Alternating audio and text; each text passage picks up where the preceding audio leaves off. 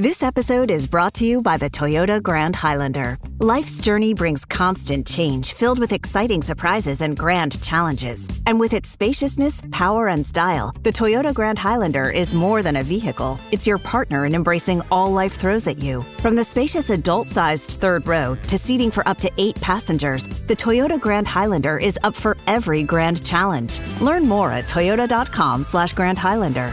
Toyota, let's go places. If your football team had one option in their playbook, the results probably wouldn't be great. The same could be said for your investments.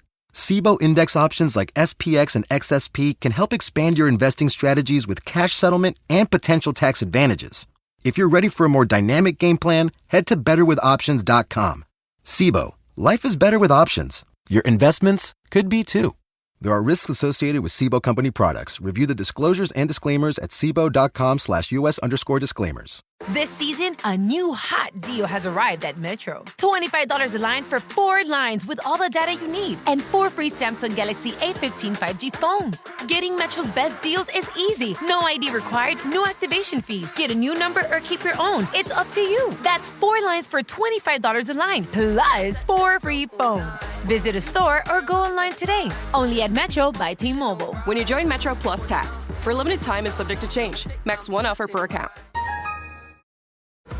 This episode is brought to you by 20th Century Studios' The Amateur. When his wife is murdered, Charlie Heller, the CIA's most brilliant computer analyst, must trek across the globe and use his only weapon, his intelligence, to hunt down her killers and enact revenge. Starring Academy Award winner Rami Malek and Academy Award nominee Lawrence Fishburne. The Amateur. Rated PG-13. Only in theaters April 11th.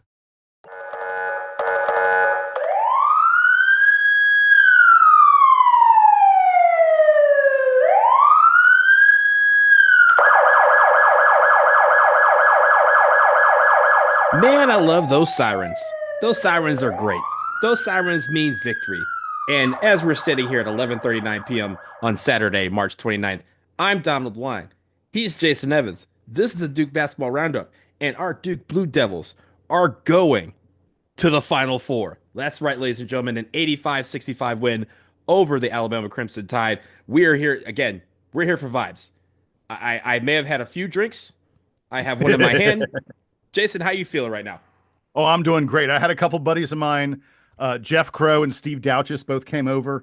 We were seated on I've got a big old couch and big old TV. We were seated on the couch, and throughout the game, like we were afraid to move. Like Duke took a 3-0 lead. Alabama had a shot clock violation on the very first plays, and we were like, nobody move. Nobody move. It ain't crazy if it works. We got vibes in this position. Nobody move. Steve at one point was like, I really need to go to the bathroom. No, not allowed to go to the bathroom. I didn't go to the bathroom until the game was over. We were done. But Jason, we're just gonna talk for a couple minutes here about the vibes of this game. First of all, hats off to Alabama. That the fact that this game was a 20-point win does not demonstrate how tough a game that was. But I keep saying this. I love this team. This team is so amazing to watch, and the fact that they were able to slow the game down. We talked about this in the preview, whether they would run a track meet with Bama or they would slow the game down to more of a Duke pace. That was a Duke pace the entire time, and I think Alabama was not able to handle that. I mean, my God, they had a shot clock. I talked extensively. They're the fastest offensive team in the country. No one plays faster on offense than Alabama. They had a shot clock violation on their first possession. Mm-hmm. The defense was incredible in this game. I know that tomorrow, Sunday, I'm not sure folks may listen to this. They're probably listening to it on Sunday, but you and I will have a longer, full-length, player of the game, play of the game, all the other kind of stuff. And I think player of the game is really difficult because on the one hand, I feel like Con Knipple, but on the other hand, what Man did defensively was amazing. Wow. It was incredible. The stats don't show the story. Like Man had 2 blocks. I'm sorry, Man had like 19, tips, alterations, shots, whatever you want to call it. I mean, Alabama hits 35% in this game. We talked about what a great 2-point shooting team they are. They hit 35% from the field in this game, and probably 10 percentage points was taken off their numbers because man affected shot. Probably 15 or 20 points was taken off because of man's defense. It was incredible. Alabama scored 65 points. They scored 50 more points than that in their last game. Right. And remember they were talking everyone was worried about the fact that they had just set the NCAA record for most threes attempted and made. Well, they went 8 for 32 tonight. 32 is a lot of threes in any basketball game, but the fact that they only hit 8, again, our defense was there. There was a point at the end of the game where Mark Sears was trying to run around trying to find any opening, anything to either take a 3 or take a 2, and my best friend Jeff was like we just put that man in jail. Like, because everywhere he turned, there was a 6'7", 6'8" dude who was just standing there like, "Hey, where you going? Can we come with you?" It was great. The defense was on point, and yes, there's some stuff we need to clean up, right? It wasn't a perfect game, but we started off great. And Jason, when the lights were on us, and when guys were maybe gassed over from the last game and they needed to make a play, we went on a 13-0 run to close out the game. A Duke team that early in the season had a reputation for, struggling in key situations. Yeah, that team is so far in the rearview mirror. You can't even imagine that they are the same as this team that we're seeing right now. There's something that Kenny Smith. By the way, Kenny Smith, the way he talks about Duke is just loathsome. It's sort of, I mean, you don't hear Jay Billis, you don't hear Jay Williams, you don't hear any of the other Duke guys in broadcasting be as much of a homer as Kenny Smith is, and everyone thinks it's kind of cute and funny. He says that team from Durham. It's a little. Did he go to UNC? I'm not sure. It's a little. Did his team play tonight? Not sure either. Yeah, it's very unprofessional. But I did want to mention something Kenny Smith said that I think is really, really prescient about this Duke team. He said it in the pregame, and he said it throughout the game when they came to them at halftime and other places. He said, "Look, the thing about Duke is Cooper Flagg doesn't have to play great. Cooper Flagg doesn't have to be incredible all-world player of the year for them to beat you because he's got such a good supporting cast." And then Kenny sort of said, if he does play great, you're done. Forget it. There's no chance. Mm-hmm. And this game was, I think this is like a C+ Cooper Flagg game. I mean, we'll get into it more, but the supporting cast was unbelievable. The game that we got, I already mentioned Khan, I already mentioned Man. Tyrese was incredible. I thought Sion controlled things the whole way. We got some nice bench contributions from different guys. Caleb Foster had a pretty nice game. Mm-hmm.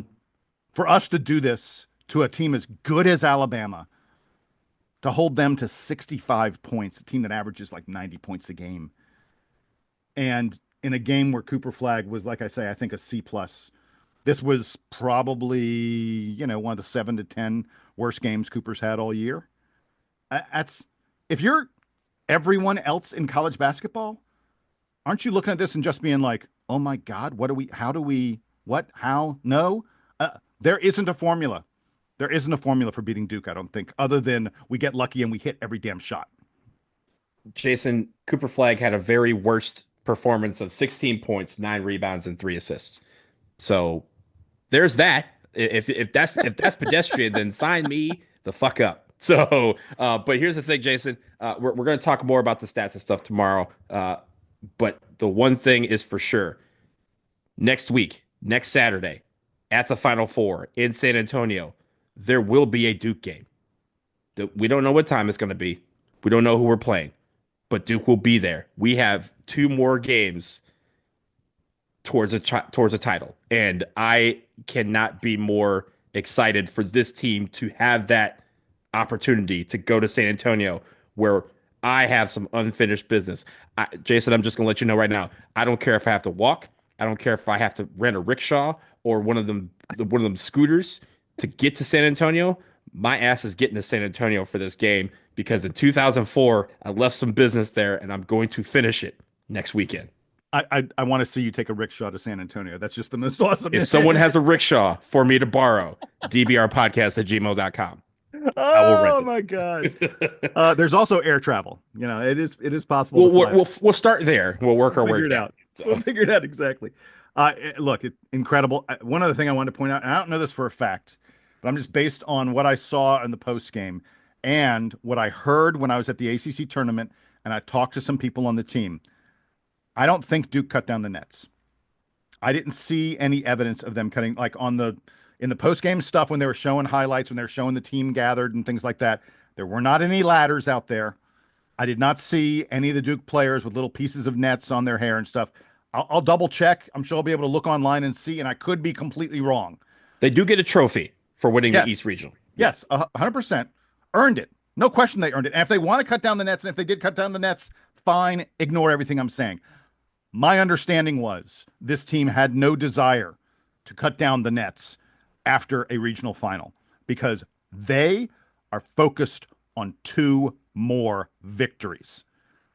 Getting to the Final Four is not the accomplishment it is for most teams. These guys know we have legendary status ahead of us. We can be one of the great teams in NCAA history with 2 more wins. And that is what they are focused on, laser focused on.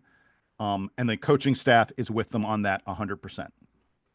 Tomorrow, Houston plays Tennessee, and that will be the team. The winner of that game will be who we see in the national semifinal. God, the national semifinal in San Antonio next weekend. But everyone, get your rest right now. If you're going to San Antonio, maybe if you have tickets for me, dbrpodcast@gmail.com. We're going to sign off now. Dude, there ain't nobody like, oh, I've got an extra for Donald. You never know. Sometimes you throw positivity into the atmosphere, and sometimes positivity is bestowed upon you. I'm going to say it right. Anyone who gives Donald a ticket to the Final Four, we will invite on. You can have a few minutes on the podcast. Impress all your friends. I was on the DBR podcast. We'll let you on for a few minutes as a thank you if you give Donald a ticket. I was just going to bribe him with beer. But yeah, we could do that too. We'll talk about it. We'll talk about all that tomorrow. We have a whole we could get some good sleep, Jason, because Duke is playing another day. We're gonna leave it here. It's very late on the East Coast. For those of you on the West Coast, party all night for us. I'm getting back to my drinks. Jason's getting back to his party. And this is the Duke Basketball Roundup. Again, get your headlines in, dbrpodcast@gmail.com. We will talk to you tomorrow. Duke's in the Final Four, baby. Let's go. DMF, baby.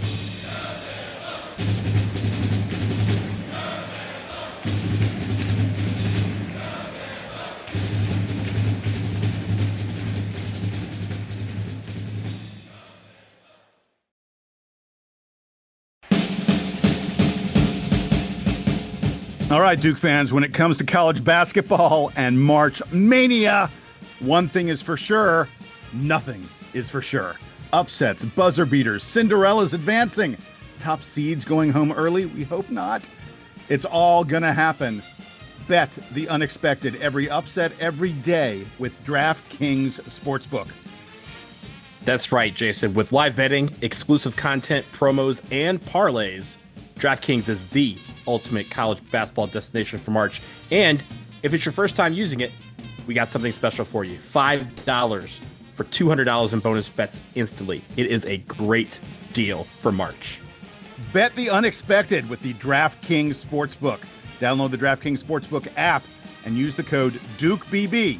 That code again, DUKEBB, for new customers to get a $200 bonus when you bet just $5 only on DraftKings. The crown is yours. Gambling problem? Call 1-800-GAMBLER. In New York, call 877-8-HOPE-NY or text HOPE-NY 467-369. In Connecticut, help is available for problem gambling. Call 888-789-7777 or visit ccpg.org. Please play responsibly. On behalf of Boot Hill Casino and Resort in Kansas, 21 and over, age and eligibility varies by jurisdiction. Void in Ontario. Bonus bets expire 168 hours after issuance. For additional terms and responsible gaming resources, see dkng.co/audio.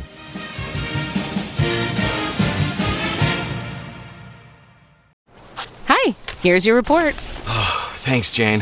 I wish I could hire a whole team of yous. Try posting a job on LinkedIn. It's the world's largest professional network. Unlike resumes, LinkedIn gives a real-time view into a candidate's skills, experiences, and more. Huh, let's do it. You're irreplaceable, Jane, but another you would be great. Find your perfect match with LinkedIn. Post your free job at linkedin.com/achieve. That's linkedin.com/achieve. Terms and conditions apply.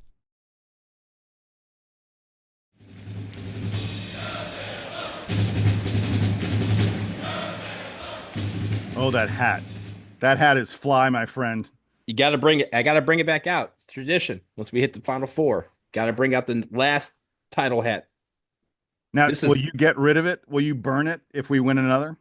No, it just gets retired, and then I have another one. Yeah, so I'm wearing my 2015 national title shirt. I won't burn it, but yes, I agree. It will get retired with 2 more victories. Exactly.